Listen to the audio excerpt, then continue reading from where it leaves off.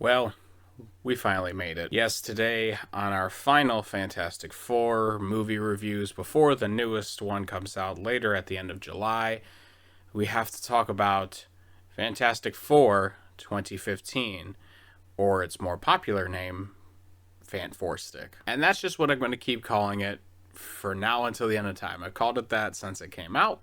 We're going to continue calling it since then. I know it's Fantastic Four. I don't care. This movie doesn't deserve to have its proper title. It deserves to have the shit one. Fan4Stick is the reboot of the Fantastic Four family back in 2015. Think of that, guys. A decade ago this came out. Wow, could this have some nostalgia maybe? Could this get some rose-tinted glasses maybe on the story of the Fantastic Four in this version that they tell? No, not in the slightest. Fan4Stick tells the story of how Reed Richards, Ben Grimm, Sue Storm, and Johnny Storm get together and become the Fantastic Four, showing their upbringings as young children and also attending a specific university. Brought together by Sue and Johnny's dad, Reed is offered a scholarship at the Baxter Building in order to recreate this new portal that he's basically made to another dimension. And as these young teens create this project and decide to go off on their own into this dimension, they come back a little bit different. So obviously, yes, this is the story, the origin story of the Fantastic Four with different actors. You've got Miles Teller as one of the more popular names known here for Reed Richards. You've got Kate Mara, who plays Sue Storm in this. You've got Michael B. Jordan, who is, I would say, since this film's release, especially within the year of 2025, has had a much more widely known career.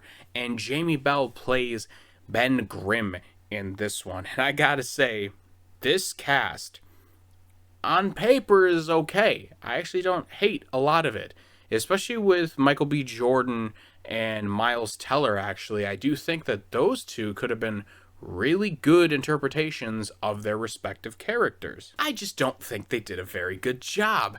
And that goes to show for the whole fucking movie. We're gonna go kind of scene by scene nearly with this, and spoilers ahead for Fan4Stick if you're that interested. And trust me, you are not that interested. Because here's the thing, I didn't see this movie when it first came out. The only thing I knew about this movie, when in the subsequent years that this has been out, what I've seen the scene where Reed Richards changes his face as a disguise. And I've seen the very memed on scene at the end of the movie where they go, I gotta say, it's fantastic. Because you can't just escape that. It's such a bad scene. It's such a bad movie that of course they had to find something. The internet world had to find something to fixate on, and they did such a good job with that one. Fan4Stick is such a slog. It's such a drag watching this movie. None of the actors playing these characters have any sort of chemistry whatsoever. It is such a dull movie, which coincides with the year that it came out, because 2016, the following year, was Batman v Superman.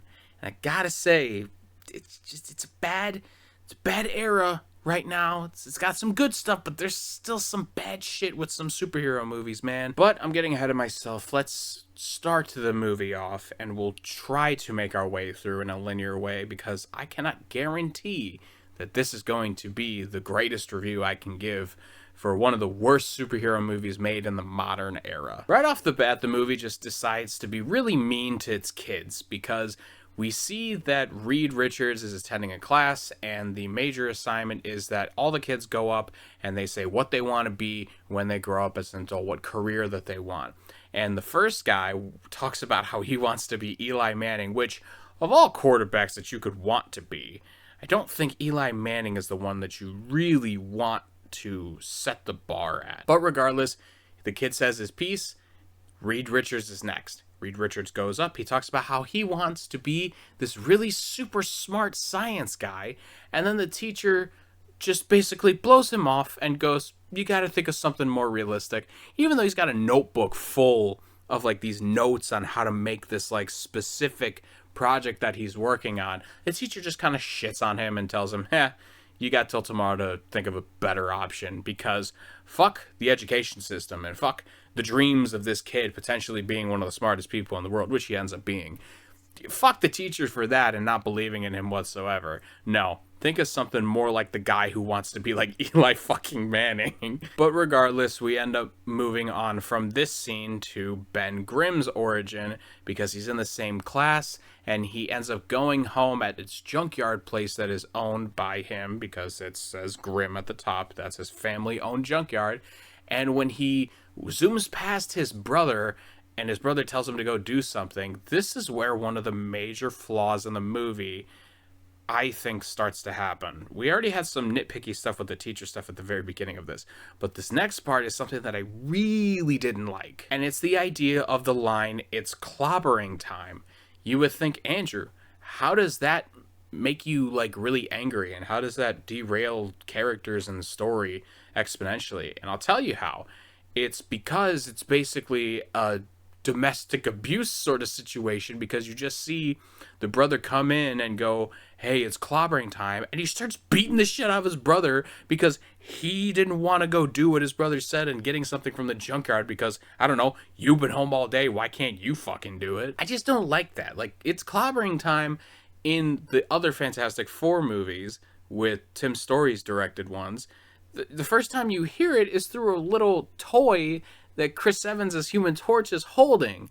And he goes, "It's catchy, right?" It's supposed to be fun. It's supposed to be lighthearted and a signifier for the audience to see, oh, the thing is about to fuck some shit up. But no, in this one, we get to see the writers and directors go, hey, this is about something a little bit deeper than just, we're going to fight a bad guy now. This has got some emotional rooted sort of stuff, which it didn't need. This then leads to Ben having to leave the house, and he ends up seeing Reed in one of the junk cars because he needs to get parts for his project. This then leads to Ben and Reed kind of having a little bit of a heart-to-heart. Ben wants to help him now with this project, so they go back home to Reed's house where his mother and his stepdad are there, and he's watching football. They go into the garage, and they decide to look at this project that Reed's been working on, and as stated, it's one of these teleporter-esque sort of machines that can send objects from one place to another. And I will say, this seems like a pretty elaborate project for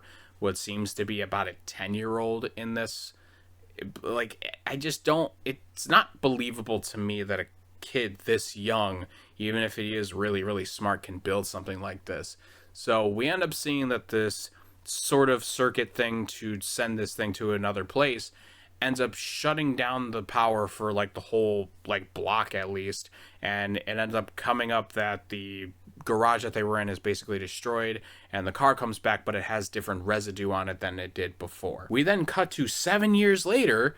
It just jumps right ahead, and then you see that Reed is still working on this project with Ben in a science fair now, and they decide to demonstrate it to the school and see, look at the project that we made, look, give us an A+ maybe. This is another instance of the education system being really weird and not liking kids in their school. So Reed basically does his little experiment, and he shows that this thing works. They forget the toy car, so they have to borrow somebody else's like toy airplane for this, and when they do it and it works, when it comes back, it shatters a glass board, and then the paper appears when everyone wasn't looking. So now the teachers are like, this is a magic trick. We're not here for a magic trick. We need real science. And I'm just like, you guys saw this thing glow, and you guys saw this thing like really emit energy, and you guys are so mean to these guys. But I will say this, teen Ben, Jamie Bell's Ben, looks so hilarious. The facial expression he has here in this scene floored me. I was laughing hysterically at how this guy looks, and which is amazing because this movie's not funny.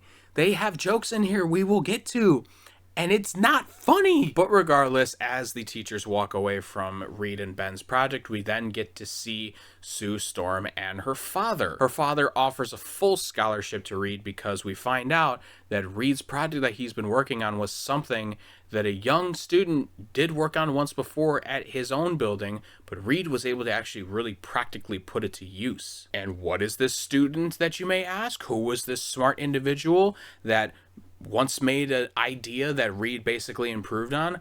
Well, it's none other than Victor Von Doom. And it's later discussed in this sort of scene that Reed thought that the cars or whatever they were sending was just on a different side of the planet, because once the airplane came back, they're like, look, see, it seems to be dirt or sand from possibly China or Japan or something like that. But when Sue and her father talk to him, they say, no, this is particles from a different world entirely. And there's two things here that happen in between these two scenes of you seeing Reed basically getting this scholarship and you seeing Victor for the first time. And there's two jokes that just really bothered me, and they were really dumb, because you see Reed end up going into the Baxter building and he sees people walking in, or maybe it was Ben Grimm, I don't even know anymore. This movie's such a fever dream and how bad and boring it is. They look at these scientists that walk past and they're wearing lab coats, and they just go, huh, they actually wear lab coats.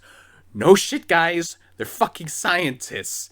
Why wouldn't they wear lab coats here? And then on top of that, you get to see Victor later on, and then Sue makes up this joke where she calls him Dr. Doom over here when in relation to like the project that they're doing, and I'm just like, why do you guys think this is funny? Why do you guys think this is funny? This is so weird. But I do have to say, this is where the film, I think, could have started, and it sort of does pick up the pace a little bit and spike my interest, because up until this point I'm not really caring what's happening. I think it's a very slow, sluggish pace, and trust me, I'm leaving out a lot of details in here because it is just a lot of exposition. They just talk. They don't really do anything for a vast majority of this movie. But this is the part where we get Johnny Storm, and I thought, okay, here's Johnny. Let's add a little fun to the story. And immediately they don't make him cool because he's in a street race and his car stalls as soon as they have to go. Because why would you take a character who's supposed to be this machismo, cool, suave kind of guy, and you make him just a bumbling fucking idiot in the first scene you have him in? This is by far one of the worst decisions they make in this movie, because if you look back at the Tim Story movies, you see in the first scene, albeit very weird scene that Chris Evans is in first time as Johnny Storm, where he's making out with a chick while she's driving the car and he's riding next to her in a motorcycle. That stuff's weird. But you could already see ahead of time that this is Chris Evans's portrayal of the character. This is what he's supposed to be, this like womanizer type person, basically. And in this movie, he's a smart kid because it's realized that once he tolls his car in this street race that he's in, his dad comes and tries to help him, and he goes, you're going to pay me back for this by working for me.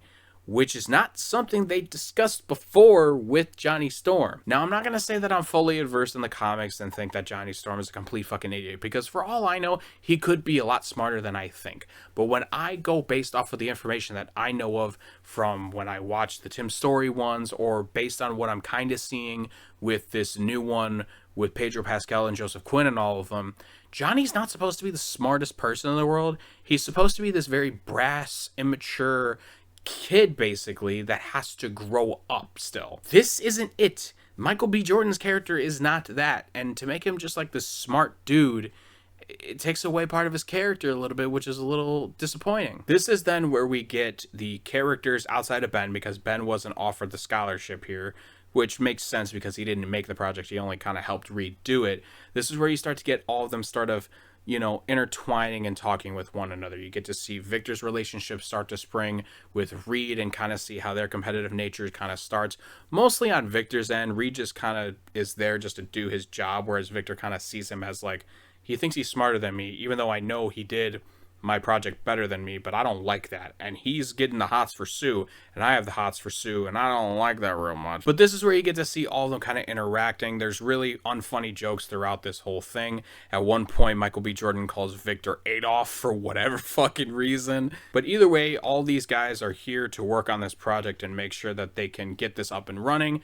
And you get to see Victor, again, still having issues with Reed, working on the project, and most importantly, getting the hots for Sue, up until the point where they finally get this machine up and running, and they've now made a fully fledged sort of dimension teleporter at this point for this Baxter building to show off. As they show this off, they demonstrate with a monkey. The monkey ends up going to this other dimension. They bring it back. The board is now thrilled with this new project that has now been successful from Dr. Storm and everybody, and they decide that they want to send real human subjects from NASA there, which is a contradiction to what Dr. Storm had done earlier in the film, because he promised Reed and all of them that they would be the first ones as human trials to get on that ship and go to wherever this place was sending people. So now this creates a rift with all the characters here. Sue doesn't really mind as much as the other guys, but definitely Victor and definitely Reed and Johnny are all really upset at the fact that they were promised something that is now being taken away. To which they decide to drink on it and then go,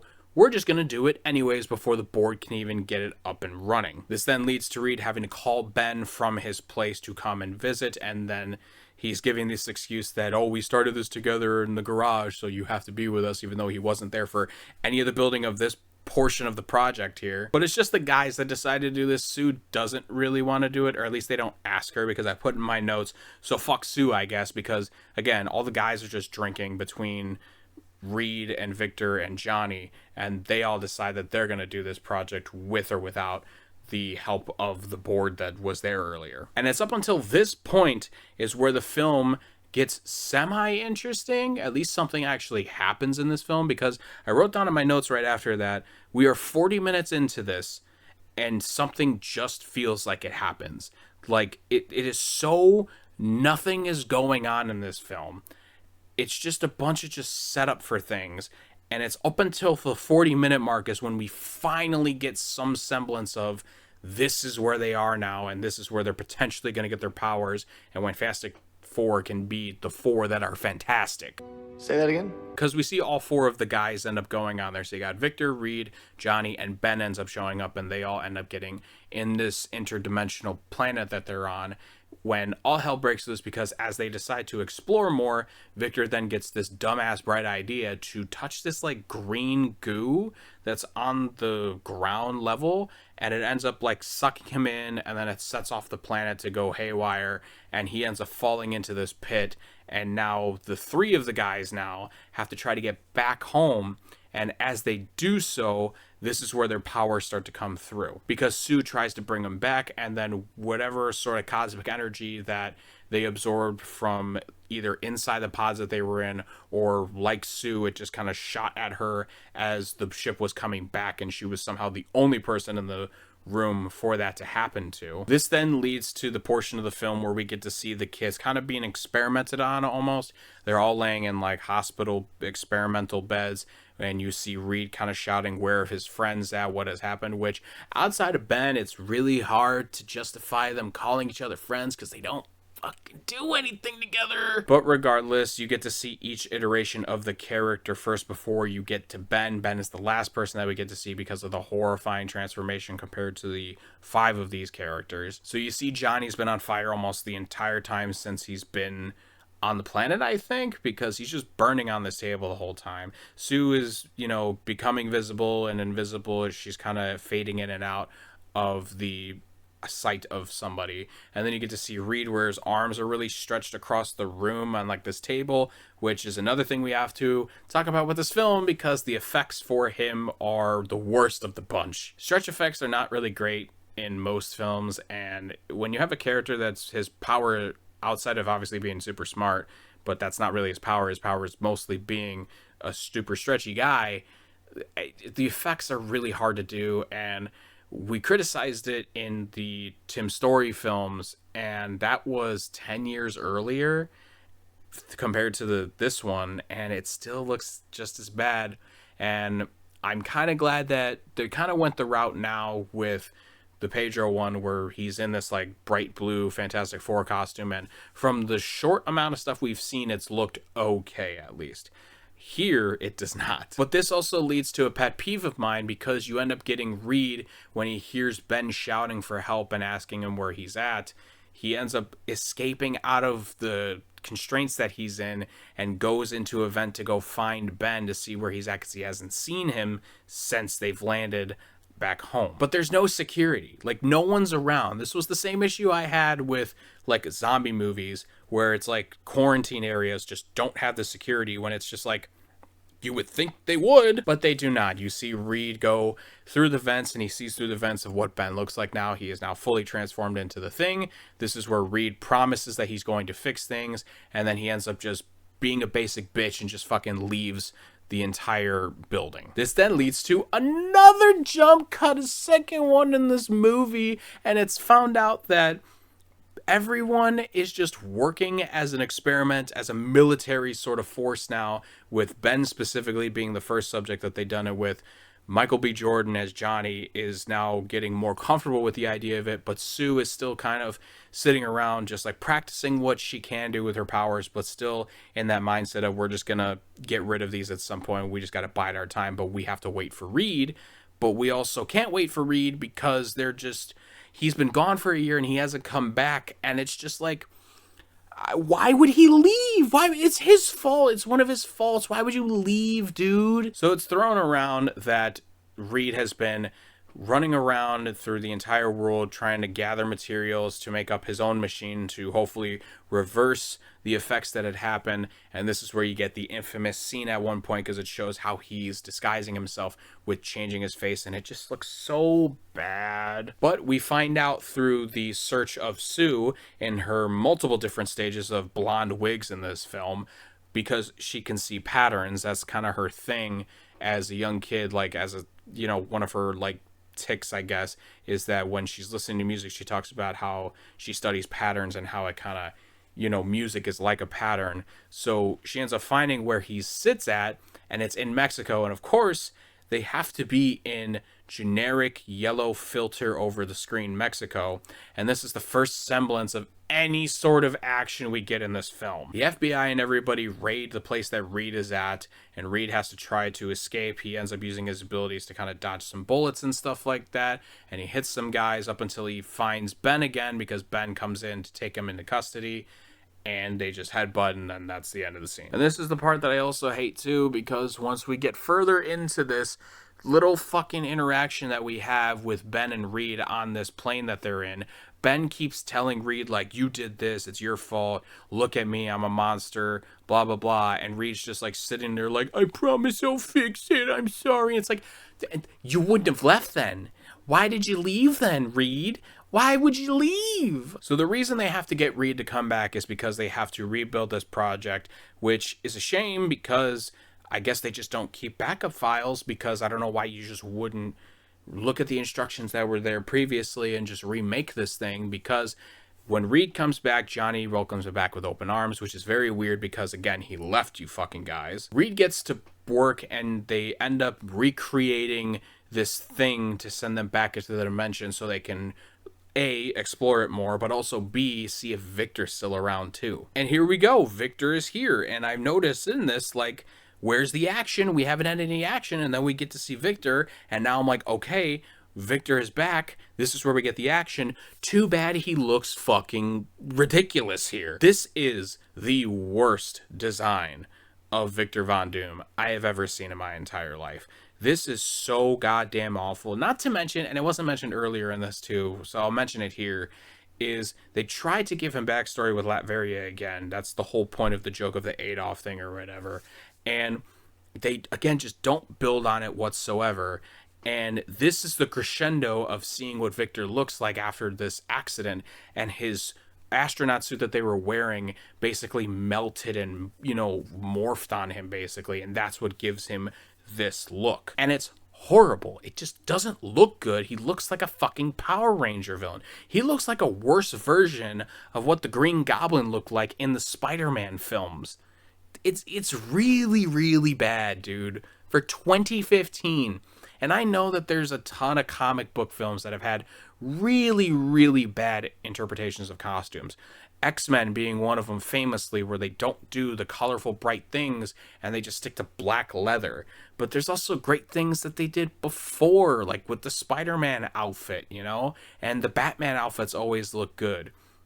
Why are we saddled with this, though? So in the meantime, when the board finally gets Victor back so they can study him and ask him questions about this planet that he's been on, Victor is basically had his mind warped throughout the time he's been there, because he's been living on this planet for a year now. And there's actually the one good scene happens in this film. You get to see Victor use his powers to bring down the roof in the separate room that all the other board members are sitting in. So he kills everybody in there. He makes the guy who plays the leader in the most recent Captain America movie, his head just fucking explodes, and you get this like horror movie kind of deal happening here. You see Victor just walking through the hallway to get back to his planet, and he basically goes on this whole tirade of like, you know, we've destroyed this planet with all the resources and stuff here. Why would we then make this dimensional teleporter and bring ourselves to this new planet that is rich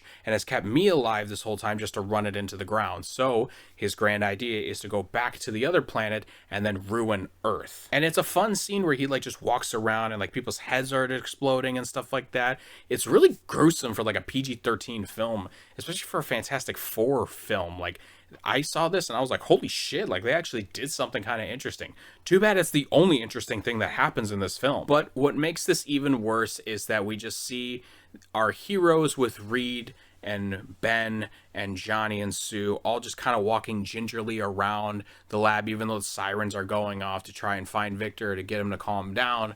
And then once they all meet up, they find out that Victor basically kills his dad, and now they have to go to the dimension to stop Von Doom. This then leads to the final portion of the film, where it's the big final fight between the Fantastic Four and Victor Von Doom, and it is quite awful because Victor makes short work with everybody really quickly, but the CGI is also just really awful to look at. And the only part that kind of looks okay is I thought Michael B. Jordan as the Human Torch looks okay, but sometimes it doesn't, so it's really hard to gauge. But they end up trying to fight Victor. Victor slowly but surely picks them all off, and then Reed finally is able to muster up the group to finally do something for once. And as the portal in the sky, because of course every film around this time has to end with a big giant beam in the sky trope, they end up finally defeating Victor by throwing him into the beam and killing him, supposedly. We'll never know, because based on this, he could have lived, but it wasn't really ambiguous in the way that they tried it, which is weird because he's the main villain for the Fantastic Four, so why would you just kill off your villain right then and there? It just seems counterintuitive. And the reason why he goes flying into this is because we get a callback from the beginning of the movie where we get to see Ben Grimm hit him with a fist and go, "Hey buddy, it's clobbering time." You know, the thing that brings me trauma because my brother used to beat the shit out of me constantly. But never mind that. That was like over an hour and 40 minutes ago. We're just gonna punch you now and think that no one will fucking remember. So the world is saved. The Fantastic Four come back and they talk to the new set of government officials that are ahead of this thing, and they basically bully the government into telling them that, well, we have superpowers and we deserve everything in the world, so we need to have a building for all our research and everything. The government then complies, and then they give them their own building, and then this is where the end of the film happens, where you get the Fantastic Four a little while later, because you see Michael B. Jordan, who's not clean shaven anymore, which was a nightmarish look for him for this whole film up until this point. Everyone is kind of there. They're admiring the building that they're in with all the tech that they got, and this is where you get the famous Fantastic Four name scene that they give them at the end of this one. Gotta say, it's fantastic. Say that again? It's fantastic. Yes, it is. This film was a drag to get through. I am shocked I was able to watch this all the way through because, again, I've noted multiple times in this, like, nothing happens. And this feels shorter to me talking about it and redundant because I'm looking at my notes and, like, you know, I'm not trying to write word for word everything people say. usually, but like it almost felt like I had to, because it's just like there's so much talking, but it's so boring and nothing progresses.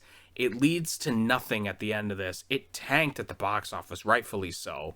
It ruined the Fantastic Four name, even though it didn't have much of a name to begin with up until this point. But fuck, did it put the nail in the coffin for these characters for, again, a decade now at this point. So Fant Four Stick is just an abomination of a superhero film. It's one of those films that is really hard to comprehend how it was even made, because we've had movies before this like a Batman and Robin and a Catwoman and a Superman Quest for Peace that is plagued with like campiness and production issues and all these other things. And now we sit here today and we look at this movie and go, this film was made in the mid 2000s, or in the 2010s, I should say. Even in the mid 2000s with those Fantastic Four movies, they were much, much better than this. There is 2 action scenes in this entire film. One of them is so quick and fast, it feels like it's a intercut, Family Guy sort of cutaway scene in Mexico because of the filter that they give it. And then you get the final fight at the end of this film, and it leaves you just hollow and thinking, this was their best effort to recreate the Fantastic Four. If this was ever an indication that this is how studios see how to keep the copyrights for certain characters, look no further than this movie. This film felt very much like we could make a good Fantastic Four film, but we just don't want to. We just want to be able to hold on to these rights until one day we decide to sell them, which thankfully they did. Fox did a lot of weird, interesting things in its era of, superhero films with all the X-Men movies and the Fantastic Four films. And this is definitely up there with some of the worst shit that was ever made. It comparative to budget, I would say, because Superman Quest for Peace is a movie that I've seen briefly, and I've seen breakdowns of it. And the movie just doesn't work because the production value was so bad that it was a Frankenstein of a movie at the end of the day. This and other films of this kind of time frame, like Man of Steel, for me, I think is really, really bad. Batman v Superman is also really, really bad. But like those 2 films are more character assassinations than anything. This is just a hodgepodge of a mess of just uninteresting characters and uninteresting plot progression. It was dead on arrival as soon as this movie was made. I'm going to give Fant Four Stick half a star. And that half a star is literally just for that one scene with Victor in the hallway killing everybody. It is a shame how bad this movie is with the amount of people, the good names that they have attached to this movie, man. Like, it's a shame. It's a shame that movie was as bad as it was. But you know what's not a shame? Fantastic Four finally probably getting a good representation from the MCU later on at the end of this month. I want to thank you guys so much for watching my reviews. I'm going to make a playlist with all 3 of these reviews from the Fantastic Four films. Again, we didn't touch base on the very, very old one because I don't know exactly where to find that. But you could see the 2 other videos that I've made on the Fantastic Four with the Tim Story ones for the Fantastic Four and then Rise of the Silver Surfer. And then you get to see all the socials down below as well for everything else that I am doing. Be sure to go to TikTok because we also broke down the trailer a little bit for the most recent Fantastic Four film. We've got reviews up there for like The Materialist and Final Destination and stuff like that. We're going to get a bunch more reviews coming out very soon with all the new releases that came out in June, and the soon to be July has got a ton of stuff. So there's going to be content here for movie reviews, whether it's on YouTube, TikTok, or Twitter, or my letterbox. All socials would be down below for that. Anyways, guys, thank you so much for watching. Keep those cinemas alive. And I will talk to you all next time.